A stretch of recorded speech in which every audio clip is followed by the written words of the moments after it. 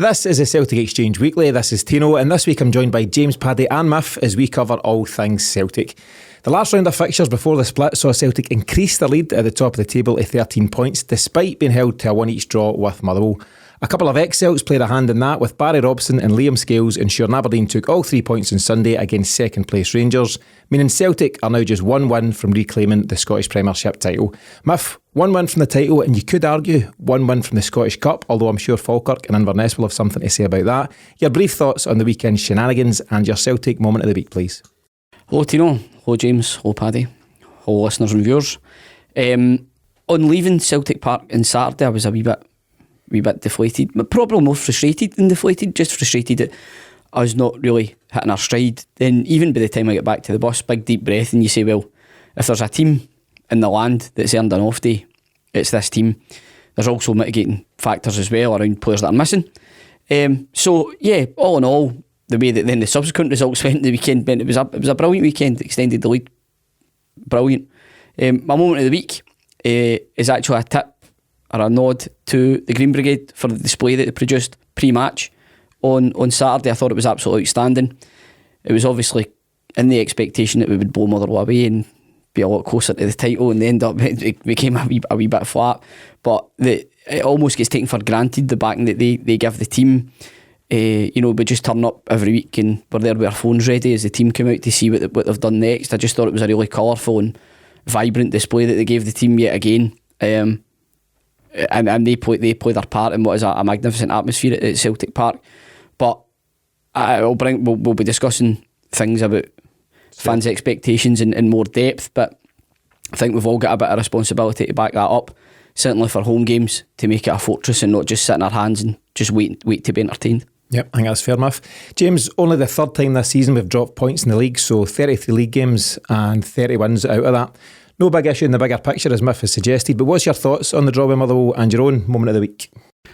I don't think there's anything endemic in it. There's nothing long term to worry about. If you'd saying to you boys earlier on, if we'd been offered at the start of the season, you'll win the league early May with 2 draws and a loss to your name, you'd be pretty happy with that. You'd take it all day. So we've been well spoiled with the form and with the standard set by Ange.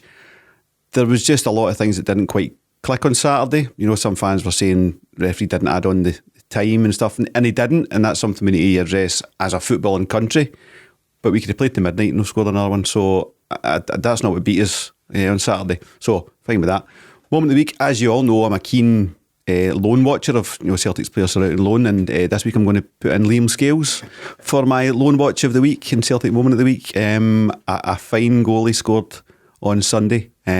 Meant it every single inch. And I believe, James, your loan watch feature is probably amongst our listeners' favourite sections of the show. Starting now. Yes. Yeah. it's just so insightful. Did you see Scales' wee video where he just kind of winks at the camera? Of course I meant it. Yeah. Brilliant. It's brilliant. He just seems a really good lad though, doesn't he? Seems a really good lad. But Beale came out and called it a miskick, which is just showing your lack of class. He also called Barry Robson Derek in his comments.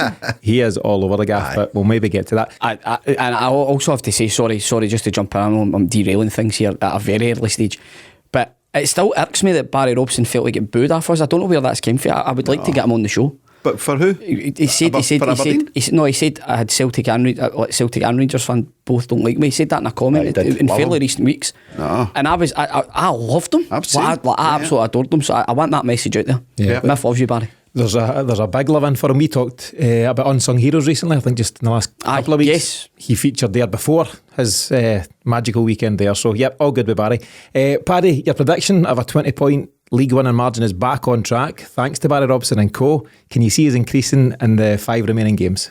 Definitely. We've got the game against them. I think we pick up from where we left off in the next few games coming up. We will increase our lead in the league, and I genuinely think that that yesterday was, for a lot of their players, toys out the pram. I'm not doing anything anymore, and I think we'll see that kind of creep into a lot of their games running up to the end of the season. You'll see it Sunday. Probably, but even in the league as well, they're not going to lose second place. They're not going to get first place. They've got nothing really to play for, and there's teams below them that have got everything to play for. It's going to be a hard run in for them. yeah, I can see a wee bit of a capitulation for them, which is brilliant. Let's hope so. Great. And your moment of the week, Paddy? My moment of the week, obviously, I think I'm not alone in this, but when these kind of results happen, it's one place I like to go on is certain forums, one of them being follow.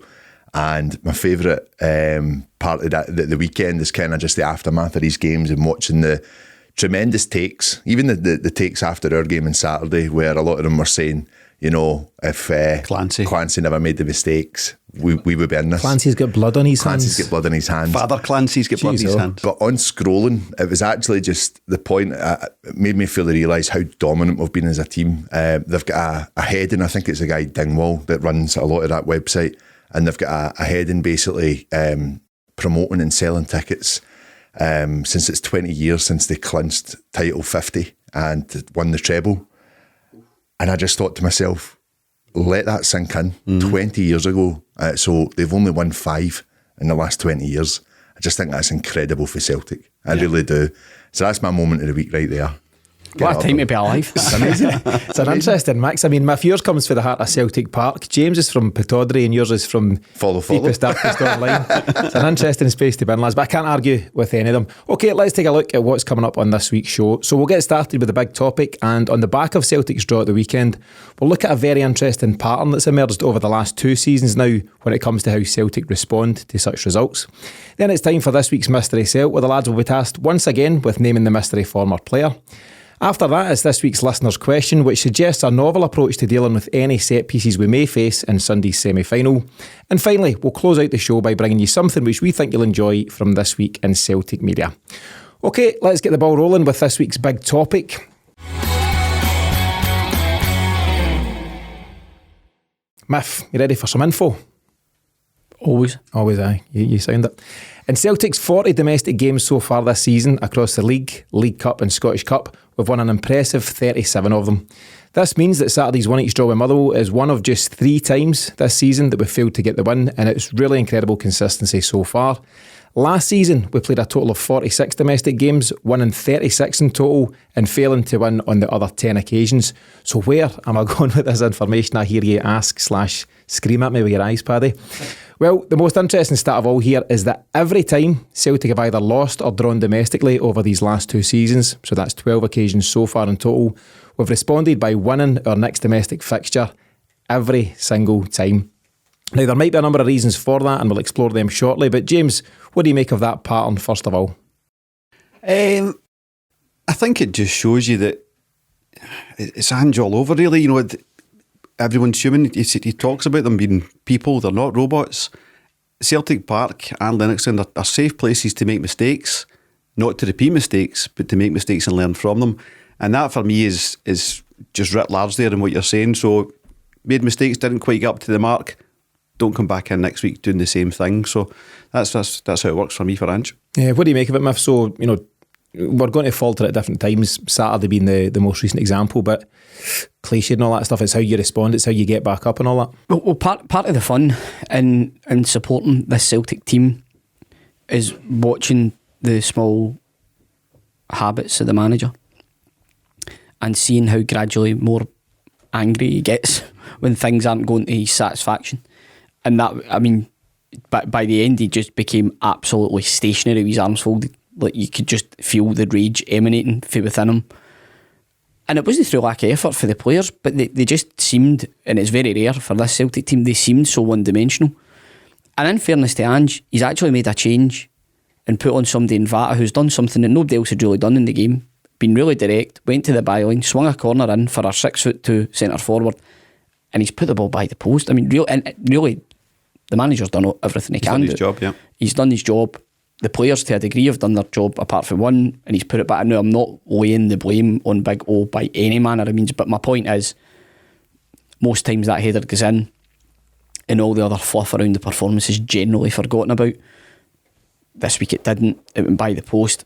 But what I think you then see is publicly the manager backing the players as he always does, and that, that message of they're human and these things happen, can't be brilliant every week, all that. But we've got a manager who wants us to be brilliant every week. So I think you talk about Celtic Park being a safe space. I don't think it would have been at 5:45 and Saturday. I think the players would have felt his wrath. So the media couldn't get the players out for pieces to camera for ages after because they were locked in. So that'll be that'll be a good debrief. Yeah, it'd have been an interesting discussion. I was just reminded, Miff, when you mentioned Rocco Vata when he came on, I actually seen a bit of criticism of him online, which I couldn't believe. My group chat, my mates said that Donald had him really quiet. I was a bit like, well, he really only had 2 chances to do something with the ball, and I thought he did something both times. I thought I done the post match with Kush after the game on Saturday, and I thought initially Vata was a wee bit nervy. He was, just kind of finding his feet. He's a young guy coming on at a full Celtic Park, and he just couple of touches he played it safe, and he wasn't taking any chances. And then you could see that his confidence grew, and he's whipped in those 2 balls. The one for O is the perfect delivery. It's actually dipping and swerving. It's a great cross. And I thought the one for Starfelt was a huge chance as well. If you as a winger come on with limited time and create 2 gilt-edged chances, you have done your job. Just to touch on Starfelt, he ran past the ball twice in the first half as well, free header. Just ran right past the ball. Didn't see that. We'll save the Starfelt. Paddy won't have seen it. Paddy definitely won't have seen it. But I seen it. But I just thought, Vata as a young kid, got on there. He should have 1, if not 2 assists to his Celtic name on the back of that. And I think he's really... In fact, he put one on a plate for O at Rugby Park as well, if we're getting right into it. Anyway, it's not about Rocco Vata today, but I think he's been spot on since he came in, and hopefully his form continues to pick up. Paddy, I think just in terms of Celtic's kind of match-winning response, which I've spoken about, so on these 12 occasions and how we've replied, it could be down to a few different things. I think James suggested there, it could be an old-fashioned rocket from the manager. If you get something like that from Ange, you're not going to repeat it in a hurry. So that in itself could be something, behind the response. In a similar vein, it could just then be a renewed focus around any perceived complacency. So I'm sure they'll be sitting today, tomorrow, and the days ahead, just looking at where they went wrong or what they could have done better, against Motherwell, maybe just a bit of a renewed focus. Or if it could simply be the law of averages. This is a team that by and large just win the high percentage of their games, and now and then you're bound to have the odd blip here and there. So what do you think, Paddy? What do you think the main reason behind the response is? I think for me, we've all watched enough media surrounding Ange since he's arrived at Celtic. I think the more we get, the better, to be honest. Stuff coming from his previous managerial roles across the world. The one that sticks out for me is when he's got the Australian team and he's got them in the... it's like basically the university, like the media room type of thing. And he's just not holding back. And I don't see him being different with any team whatsoever. No. What I do think that frustration is born out of is that he knows that the team that are on the park or those waiting on the bench ready to come on are capable to go and get the victory. So it's totally born out of frustration. We do see those stances that he takes when things aren't going, and you can definitely see that he's seething, in my opinion. And I think that it's more down to it's going to be the whole mother, father, son cliche here. I'm not angry, I'm just disappointed. I generally think that it's going to be that to his team. What I said to the guys on Saturday was, I actually think that maybe this result is a little blessing in disguise for us to, like you say, regroup, refocus, take a look at what we've got coming up this Sunday and go and put it right. And I tell you what, it's not 11 players looking to put it right, it's a squad of 22 that want to go and put it right. And I generally think that that's where they're at as a team. We've got a manager that knows them inside out. I don't think he's going to be hell for leather on them. I just generally think he'll be like, he'll question, where's the mistakes came from. It's not his mistakes, it's the team's mistakes on Saturday. Yeah, James, I get the impression just from a player's point of view, he's the kind of manager you'd love to play for, but don't confuse, all his positivity and all his experience with a guy that's not going to go through you if you don't do what he wants. No, because you're given all the tools, all the information and all the training to go out and do your job. Every single one of them. They all get individual attention from the backroom staff and from Gavin Strachan and Harry Kuehl for the winger players. So everything's given to them to be able to go and do it. So if you then turn up and it doesn't happen for you, you're always looking to yourself first of all and your teammates, and then what can we do to improve. And I think we'll see a huge response on Sunday as a cause of that. Yeah, Matthew had mentioned something earlier on when we were chatting about there has been some panicking and some negativity doing the rounds after the result, and some fans, and I do stress some, have maybe lost sight of just the roller coaster nature of competitive football. This is sport. It's never plain sailing for the best teams in the world. Everyone has these moments, and I suppose the question is, Miff, are some of us guilty, or are some fans guilty of just expecting complete success every single time and nothing less is acceptable? Well, firstly, I think that's an excellent question. Sorry. No, that was your question. Oh, was it? Oh, sorry. I think that is an excellent question. I think the quick answer is yes. And the reason I think it's just human nature. You become, so my two sons have never seen Celtic beat Celtic Park in the league. They've never seen Celtic beat Celtic Park in the league. The time that Rangers beat us, they weren't at the game, and they've been to European defeats. I mean, my oldest boy, who's 11, you want to have seen the mood of him, because it's just so he doesn't know what that is. So he was like, I mean, still thunderous by the time we got home. The missus was like, right, enough. She's gone, right, enough. Bah, bah, bah. He's away up to the room, sitting face like fizz. And I'm like, wee man, it's all right, don't worry. But it just that if you think about that, look, it's human nature that you become spoiled. So when it goes back to, things maybe being a wee bit tighter, you only need to feel the atmosphere sometimes when we go behind, when the gap's maybe at 7 points or 9 points, you can still feel it then. So I do think that general nervousness has came from as a result of previously having the league wrapped up fairly early or never been under a huge amount of pressure, to then that swing last season, and we just kind of built that momentum. It's been a wee bit different this year. We've been in front for a long time, and we've kind of tried to just maintain that, but we have maintained it. You just need to roll with the punches sometimes. You just need to accept that it's to-ing and fro, and it swings and roundabouts, all those cliches. And I do think an element it comes from we sit there waiting to be entertained now, rather than just backing the team and allowing a young player coming off the bench to make a mistake. And I'll use the example of Haksabanovic as well.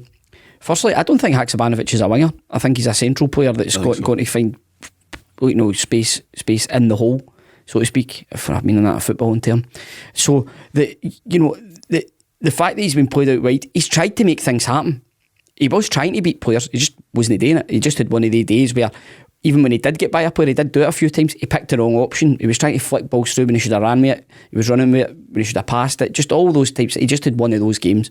And I just look at that and I go, well, at least he's trying to do something. My attitude is, well, he's been played out wide, he's a creative player, he's trying to create, he's not having a very good game. That happens, that's fine. Maeda, again, when he's not got a lot of space to run into, that nullifies his game. They're not having deliberately bad games. You just try and back them in the hope that they've enough credit in the bank, surely, that you just go, right, well, come on, keep trying and something's got to happen. Instead, to me, the atmosphere feels like it turns and it goes, see, I told you he's useless. Aye.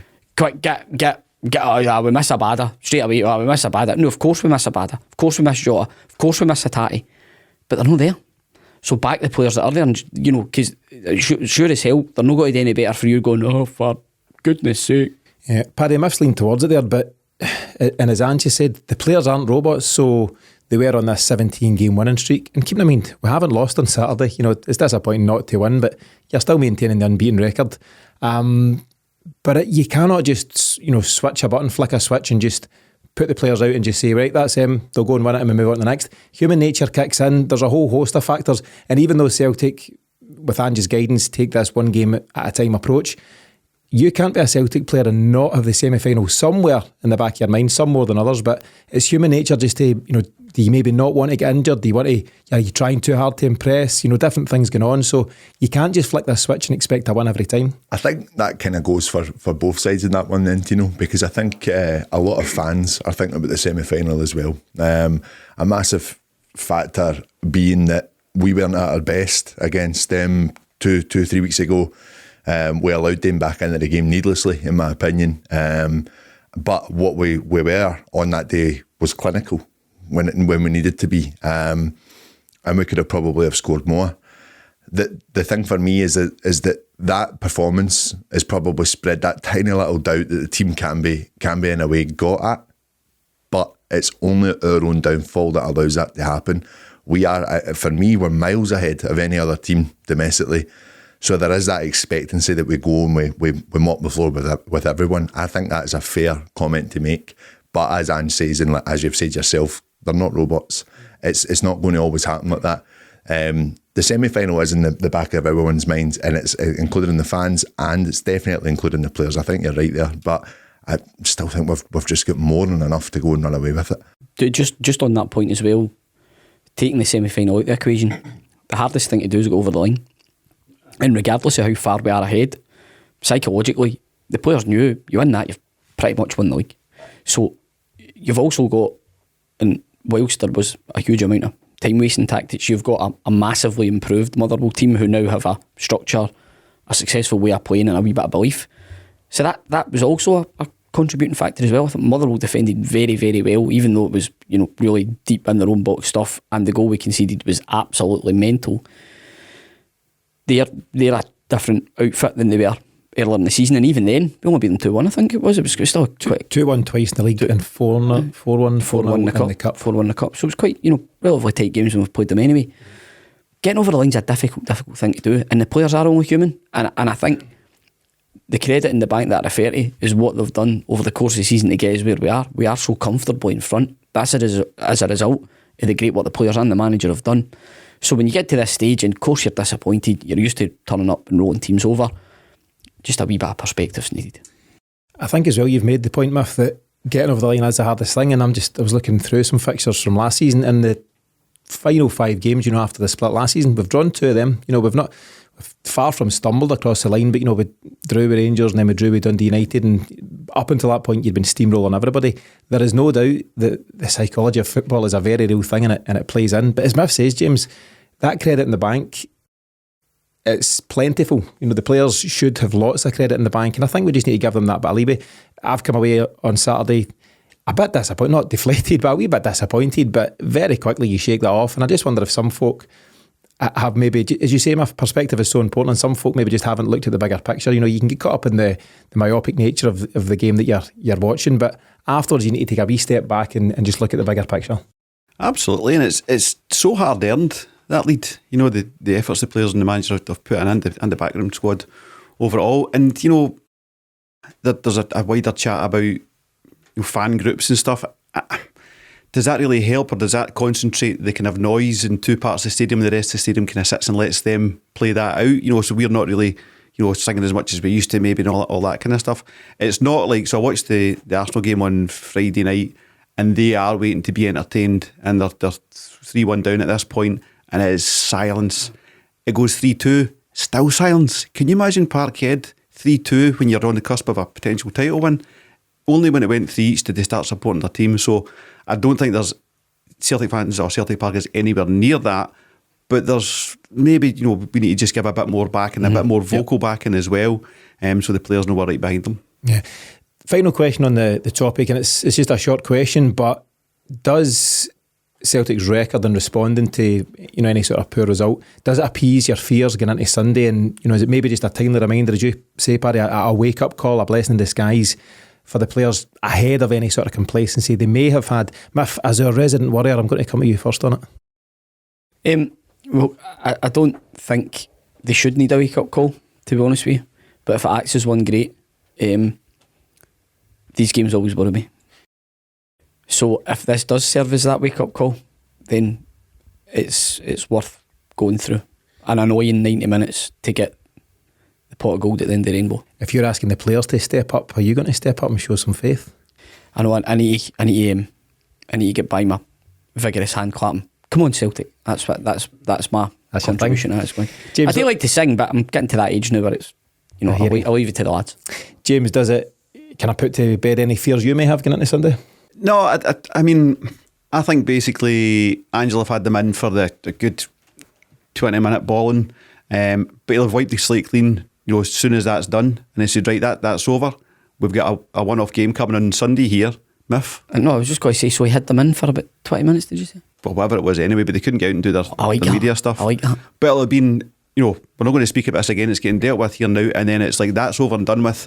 We've got a game coming on Sunday, it's a huge game.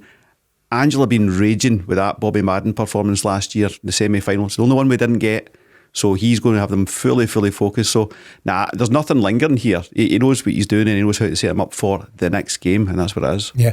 Paddy, I'm going to give the final word on this one to yourself. So, Celtic's consistency over these last 2 seasons, it's been impressive from a very early stage under Ange, and it's just continued to get better and better. Is it time for cool heads all round? And briefly, what kind of response do you expect from the players on Sunday? I don't see any reason for us to be worried at all. I really don't. I think if we play to our strengths, it's very easy to say this, but we should easily win next Sunday. And I generally think we will. It's what we're up against is a Rangers team. It's their cup final. This is their biggest game of the season coming up. It's a big game for us in what's been a brilliant season so far. But for them, this is everything. It's people that are leaving. It's people that are clinging on to try and stay part of this team. And it's also a chance for Willie Collum to try and make himself look better again as well as a referee. So we're up against quite a lot on Sunday. But if we play to the strengths that we know we can, we should win. Yeah, and I think you're spot on. James, like Ange, we've spent about 20 minutes on it, but Saturday's done and dusted now, and we move on to Sunday. You hosting the pre-party? No, I have to bring this up now. You've made me have to speak about this. I'm not going to the game on Sunday. What? I genuinely didn't know that. An exclusive. I genuinely didn't know that. I'm away with work. The listeners will be shutting down as we I'm speak. away with work. Can we use your house? Absolutely not. Can I have your... Can we use yours? Jeez, will you get to catch up?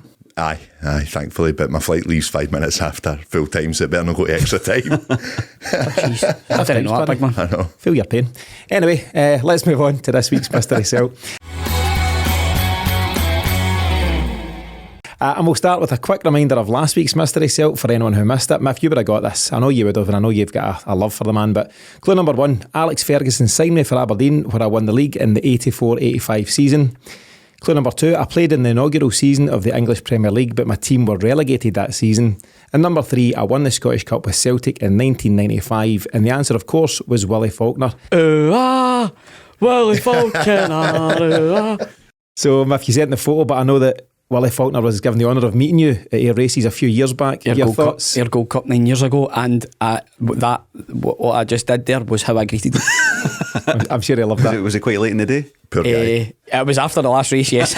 Yeah. So your thoughts on Willie Faulkner, Miff, and his time at Celtic? Well, I remember when we signed him, Louis McCarry said he's not got to pull up any trees or something like that. He's not got to set the heather alight, something like that. Cheers, and you were like, he actually said that. No, he actually said that. Yeah, his quote.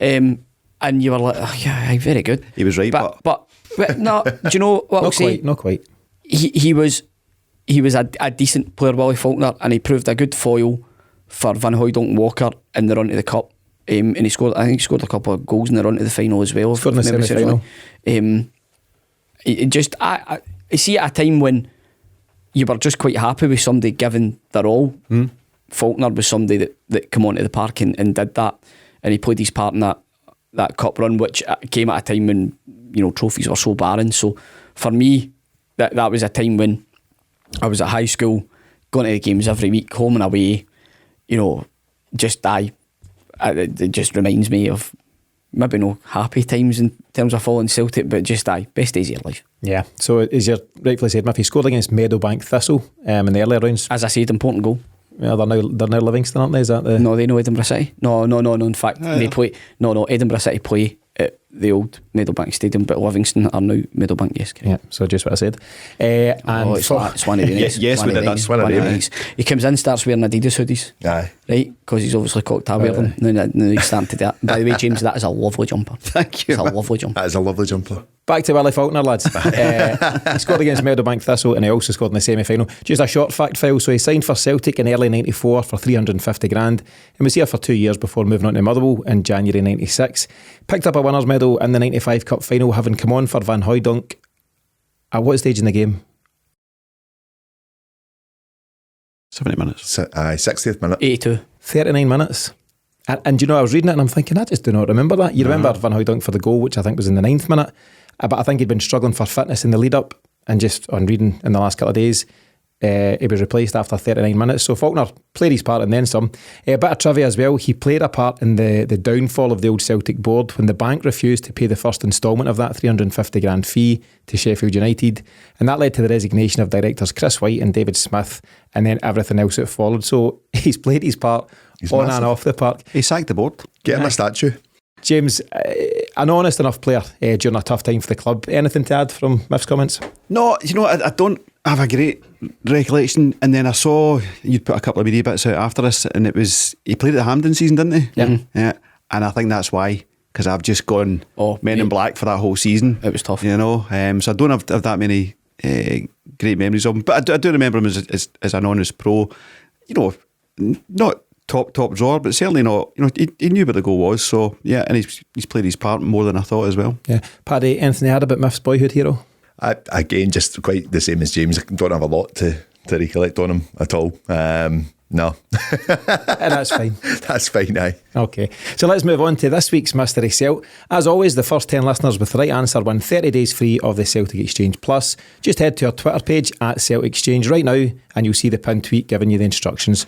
So, number 1, I've scored for and against Celtic in the Europa League. Nothing jumping out, Paddy? Not yet, no. Bergate. Clue number 2, I've played in the Scottish Cup final win over Hearts in December 2020 that sealed the quadruple treble. Clue number 3, I was once signed for £16 million. So you've got until I come back from reading this next section out to provide your answer. While the lads are having a wee think about the Mystery Celt, I want to give you a quick reminder of the additional content we provide to subscribers over on the Celtic Exchange Plus.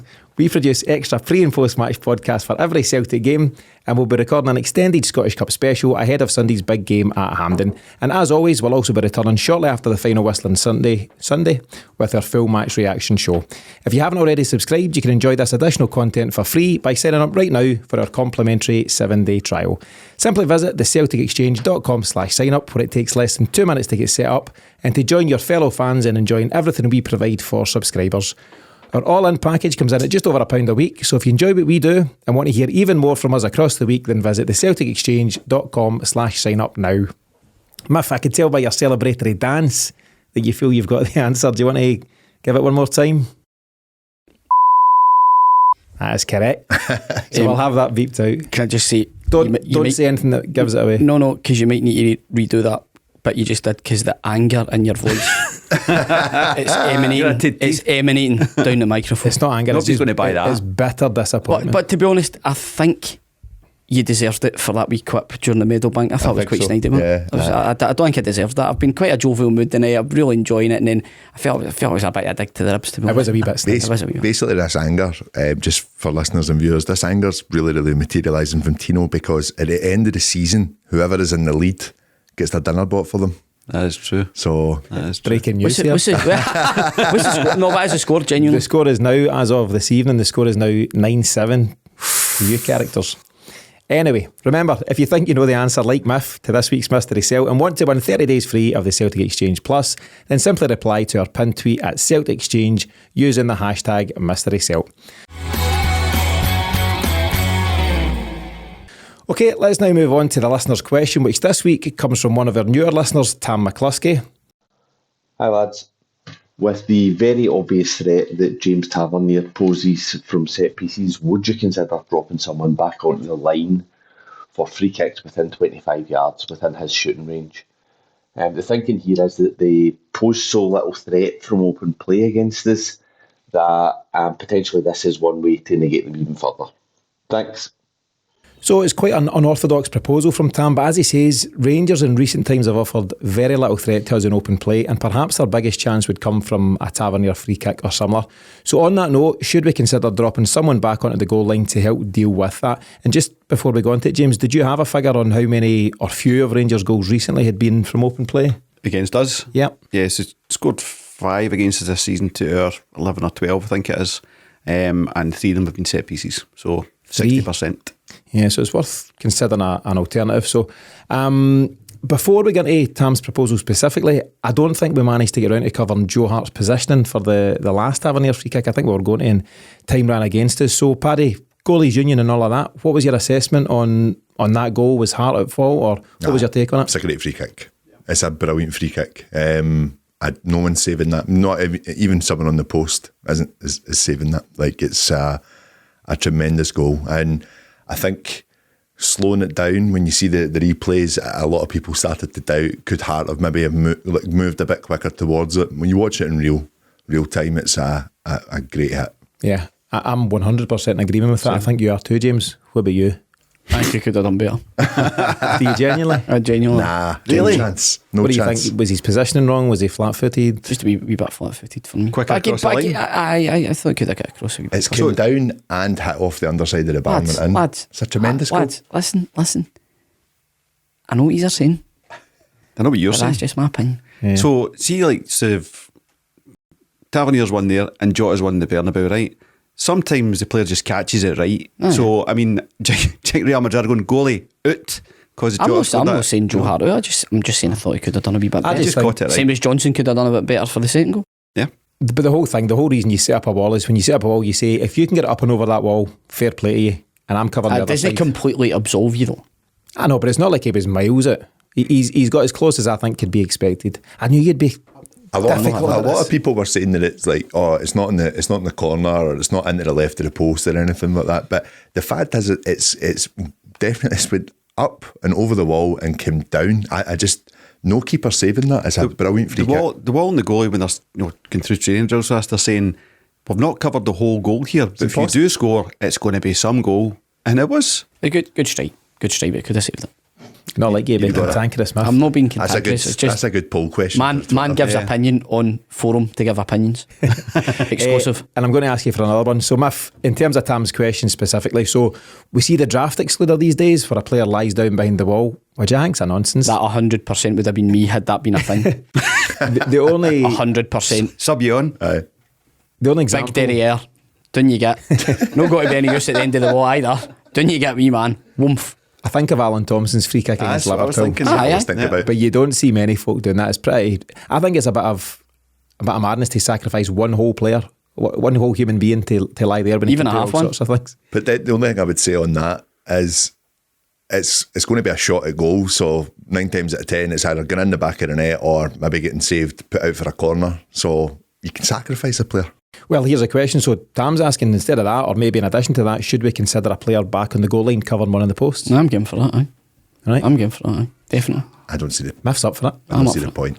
I think if we've got spare men, aye, absolutely. Like Well, kind of so here's a more specific question. We take away the draft excluder and we stick a guy just about inside the post for Tavernier. Put The that one draft the other week. excluder's Kyogo. I You're not putting him in the post. No, but you know, go ahead. actually whatever. find as a ex-goalkeeper, not a very good one, mind you, but an ex-goalkeeper, Best goalie in the room. best goal in the room. What it is. Keepers Union. No, They're all there the you same. go. Don't They're start. all the Don't same. start. They're all the same. They're all the same. No, anyone that's on my post at a free kick, they're in my way. In your road, aye. Yeah. They're in my way. And you, James, you're not up for either. No, I mean, I think it's a cracking question because, you know, you always want to see if you've covered all eventualities. I think the kind of guy in the post thing was a wee bit fashionable in the 90s. There was a wee bit of that stuff going on, experimental managers and stuff like that. I think it causes confusion. It leaves you prone to playing guys onside for breaks of the ball and stuff like that. Aye. You know, there's a lot goes against it as well. And I don't get enough for it for me. So I wouldn't be for it personally. Okay. And just beyond Tam's question, or an extension at least, so Noel McGrath, James, who we know well and Noel submitted a couple of questions in the past, he went one further after Tavernier's goal the other week and actually suggested going with no wall. And I'd be interested in your take again, Paddy, the goalie. The wall obviously blinds the goalie and it provides the striker with something to work around. You know, that way he kind of uses it to his advantage. So what do you think of the prospect of no wall? No, I just don't see how. I'll need Dave for this one. That's mental, man.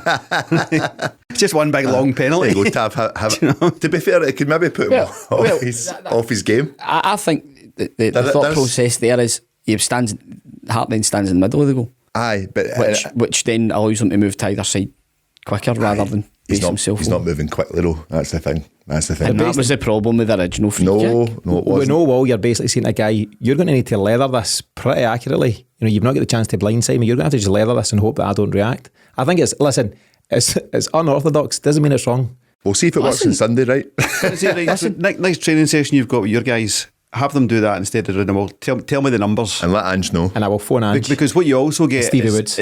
it's not saying you need to absolutely get this bang on to score it. If the goalie saves it, you've got all sorts of stramashes in the box and stuff. Your wall is there to protect you from a lot of that as well. Yeah, I The mean, Celtic Exchange playing our part in the evolution of the game. Up here. Here's what not to do. Here's how we concede more goals for free kicks, lads. Okay, so it's an interesting one because I suppose it It's gets good you thinking. about different things. But I suppose in conclusion, in terms of the question, should we put an extra man back in the post? Miff's up for it. Paddy's no. James is not. I'm not against it, Miff. That's all I'd say. So it's a real interesting one, something a bit different. And thanks again to Tam for sending in the question.